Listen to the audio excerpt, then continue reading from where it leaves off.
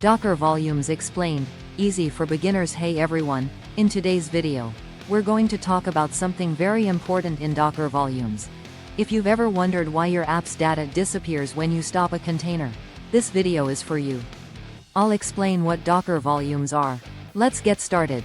What are Docker volumes? In simple words, a Docker volume is a place where you can store data from your container. Even the container stops or is deleted. By default, any data saved inside a container is temporary, it's gone when the container is removed. Volumes solve this by storing your data outside the container, so it's safe and persistent. You use volumes when you want to keep user uploads or logs. You're working with a database and need the data is persist. You want to share data between multiple containers. Volumes are safe, efficient and managed by Docker itself. Step number 1. Create a volume. Docker volume create my data. This creates the volume called my data. Step number 2. Use volume with a container. Now let's run a Node.js container and attach the volume.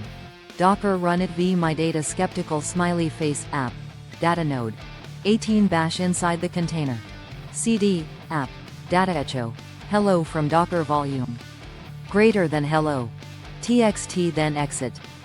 Step number 3. Check the data is still there. Start the container again. Docker run it v my data skeptical smiley face app data node 18 bash cd app datacat hello.txt. You'll see hello from Docker volume. This proves the volume stored your file even after the container was removed. To remove the volume, Docker volume run my data but only if no containers are using it. And that's it. That's how Docker volumes work. They're perfect for persistent storage in containers. What is the main purpose of using Docker volumes? Drop your answer in the comments below. A. To make containers start faster. B. To reduce image size. C.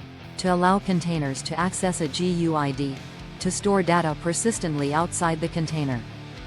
If you found this Docker tutorial helpful, don't forget to give it a like, and if you want to learn more about web development, Docker, and dev tools, hit that subscribe button and turn on the bell so you never miss a video.